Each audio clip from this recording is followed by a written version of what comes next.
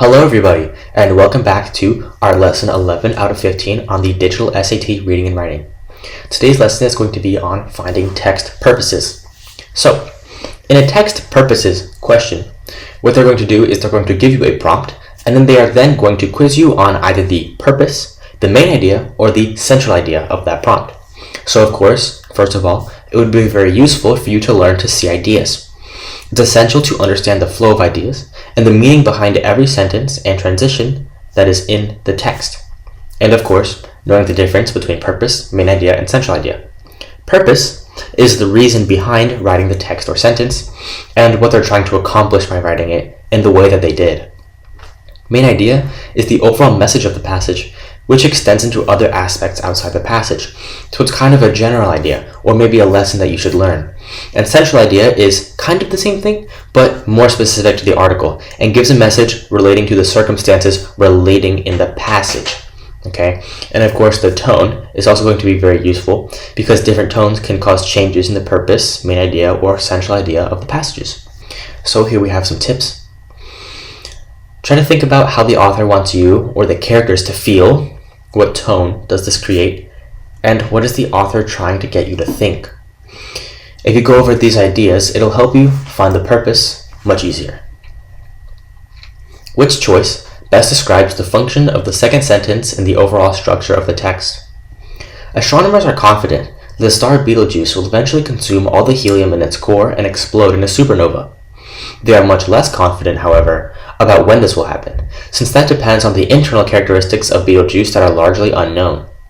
Astrophysicist Sarafina El-Vadri-Nance and colleagues recently investigated whether acoustic waves in the star could be used to determine internal stellar states, but concluded that this method could not sufficiently reveal Betelgeuse's internal characteristics to allow its evolutionary state to be firmly fixed. So, what is the function of the second sentence, this underlined one, in the overall structure of the text? A. It explains how the work of Nance and colleagues was received by others in the field. Not really. It doesn't really say anything here about how their work was received. B. It presents the central finding reported by Nance and colleagues. Well, they're talking about a central finding here, but their only finding was that they couldn't do what they wanted to do. So B would be incorrect. C. It identifies a problem that Nance and colleagues attempted to solve but did not. Of course, this one is the correct one here, because it identifies the problem. Okay, they're much less confident about when this will happen, and then it introduces it after. They think it could use acoustic waves, but then they realize that that could not work. So the second sentence does identify the problem, and that is why C is the correct answer here. D says it describes a serious limitation of the method used by Nance and colleagues. The limitation is given after, later in the passage, but here they're only introducing the problem. Which choice best describes the function of the second sentence in the overall structure of the text? The mimosa tree evolved in East Asia, where the beetle B. tyrannus preys on its seeds. In 1785, mimosa trees were introduced to North America, far away from any B. tyrannus. But evolutionary links between predators and their prey can persist across centuries and continents. Around 2001, B. tyrannus was introduced in southeastern North America, near where botanist Xu Mei Chang and colleagues have been monitoring mimosa trees. Within a year, 93% of the trees had been attacked by the beetles.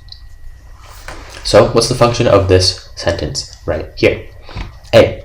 It states that the hypothesis that Chang and colleagues had set out to investigate using mimosa trees and B. tyrannus.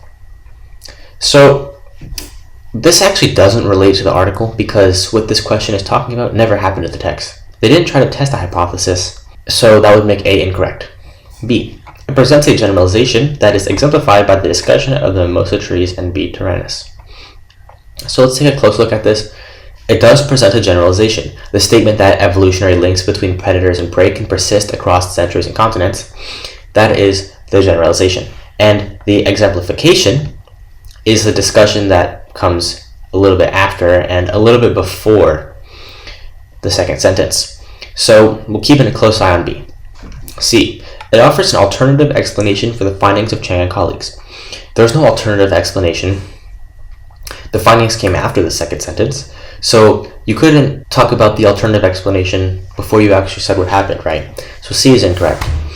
D. It provides context that clarifies why the species mentioned spread to new locations. It doesn't say why. It's kind of just a statement that evolutionary links can persist. So we know that B would be the correct answer here. What is the main idea of the text? The following text is adapted from William Shakespeare's 1609 poem Sonnet 27. The poem is addressed to a close friend as if he were physically present. Weary with toil, I hurried to my bed. The dear repose for limbs with travel tired. But then begins a journey in my head, to work my mind when body works expired. For then my thoughts from far where I abide begin a zealous pilgrimage to thee, and keep my drooling eyelids open wide. So, what does it seem like the main idea of the text might be? So, he goes to bed, he's very tired, but then begins a journey in his head, where he thinks from far where he is, he begins a pilgrimage to thee, which we know is his close friend, and keeps his drooping eyelids open wide. So, he goes to bed, he's tired, but his thoughts run away from him, and he thinks about his friend. So, let's see which one of these answer choices might talk about that. The speaker is asleep and dreaming about traveling to see the friend. So, the thing about this question, the way it tries to trick you, is because it seems like it might be correct. But he's not dreaming about traveling. He's dreaming about his friend, but he's not dreaming about traveling. Pilgrimage, as used in the context of this passage, is not meaning an actual journey, like a physical journey that he's thinking about, but he means his thoughts kind of run away from him, right? So A is incorrect. B, the speaker is planning an upcoming trip to the friend's house. Well, this is obviously wrong. He's not planning any trip. C, the speaker is too fatigued to continue discussion with the friend. Well, he's not with his friend. He's in bed. He's thinking about his friend, so C is wrong. D, the speaker is thinking about the friend instead of immediately falling asleep. Well, it does say that in the text. He hurries to bed. He's very tired. But then his thoughts come, and the zealous pilgrimage to thee keeps his eyelids open wide. So that would make D the correct answer, because it definitely explicitly states what D is talking about. Which choice best states the main idea of the text? The following text is adapted from Frances Hodgson Burnett's 1911 novel, The Secret Garden. Mary, a young girl, recently found an overgrown, hidden garden. Mary was an odd, determined little person, and now she had something interesting to be determined about. She was very much absorbed indeed. She worked and dug and pulled up weeds steadily, only becoming more pleased with her work every hour instead of tiring of it. It seemed to her like a fascinating sort of play. Which choice best is the main idea? So, Mary found a garden, okay? That's what this says right here. She worked and worked, pulled up weeds, and only became more pleased. And to her, it seemed like a fascinating sort of play. So basically, she's in a garden, she's pulling out the weeds, and it's making her happy. So let's look at this. A, Mary hides in the garden to avoid doing her chores. She's not trying to avoid doing chores. It doesn't say anything about that. Maybe she is, but the passage we're given doesn't say anything about that, so A is wrong. B, Mary's getting bored with pulling up weeds in the garden. Well, she's not getting bored. She's getting more pleased. It says right here, so B is wrong. C, Mary is clearing out the garden to create a space to play. So, C, you'd have to make an assumption, a personal assumption, in order to convince yourself that this was the correct option. But if we read the passage, and even the little bit of context given, it doesn't say anything about her trying to make a space to play. It does say play here, but it doesn't relate to the type of play that they're talking about here. So C is wrong. And D, Mary feels very satisfied when she's taking care of the garden. This is explicitly stated. She becomes more pleased with her work, and it seems like a fascinating sort of play. So she gets happy with herself while she's taking care of the garden by pulling out the weeds, and that would make D the correct answer. Which choice best states the main purpose of the text? The following text is from the 1924 poem Cycle by Darcy McNichol, who was a citizen of the Confederated Salish and Kootenai tribes. There shall be new roads wending, a new beating of the drum. Men's eyes shall have fresh seen, grey lives reprise their span, but under the new sun's beam, completing what night began, there'll be the same backs bending, the same sad feet shall drum, when this night finds its ending, and day shall have come. So, let's look at A. To consider how the repetitiveness inherent in human life can be both rewarding and challenging. So the first half of this poem does talk about how the inherent repetitiveness in human life can be rewarding, because it talks about how men's eyes shall have fresh seeing, a new beating of the drum. And then the challenging part comes in the second half, where there will be the same backs bending, the same sad feet shall drum. So that makes A a very intriguing answer choice. Let's look at B.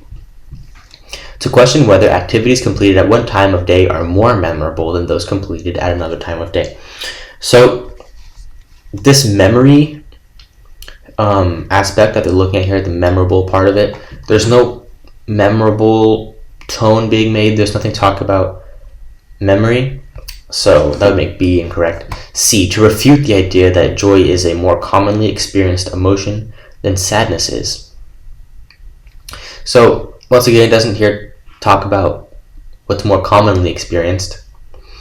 So that makes C wrong. And D, to demonstrate how the experiences of individuals relate to the experiences of their communities. So the individual here, if you really read this poem, it's not actually talking about an individual. It's actually only talking about the community. Okay, so that would make D wrong as well, because the individual is not talked about here. Okay, so that would leave us with A being the correct answer. Which choice best states the main purpose of the text? The following text is from Maggie Pope Johnson's 1910 poem, Poet of Our Race. In this poem, the speaker is addressing Paul Laurence Dunbar, a black author. Thou, with stroke of mighty pen, hast told of joy and mirth, and read the hearts and souls of men as cradled from their birth. The language of flowers, thou hast read them all, and e'en the little brook responded to thy call.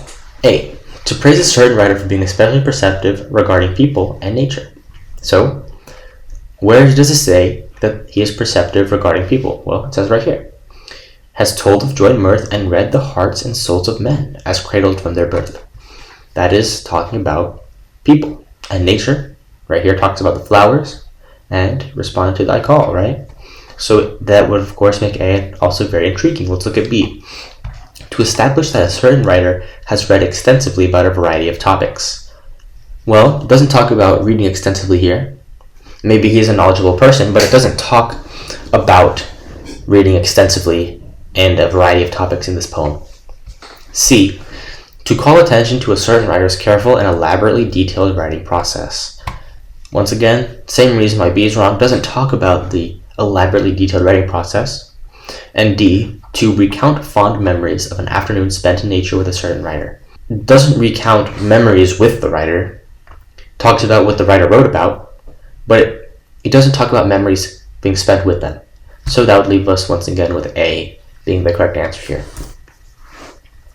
And here we are, some final tips. Read the question so you know what to look for, either the purpose, the main idea, or the central idea. 2, analyze the text. Of course, look for the purpose, or whatever the question is asking you for. Make sure you look for that. Of course, think of the author. Why did the author write it that way? What are they trying to get you to feel, or maybe the characters to feel? And 4, verify. Make sure you know why your choice is correct. Of course, if it's stated in the text, make sure that it's relating to the question, and that way you can know if it's correct. Okay, so if the question requires you to make some sort of assumption, it's probably not right. Okay, so make sure that your answers are very straightforward. That's the way the SAT is written. So, of course, practice makes perfect. Keep practicing, and of course, you'll get better at these questions over time. Thank you for watching this video. My name is Joseph Misak. Please subscribe. It helps me make more of these free videos for you all, and good luck on any SATs in the future.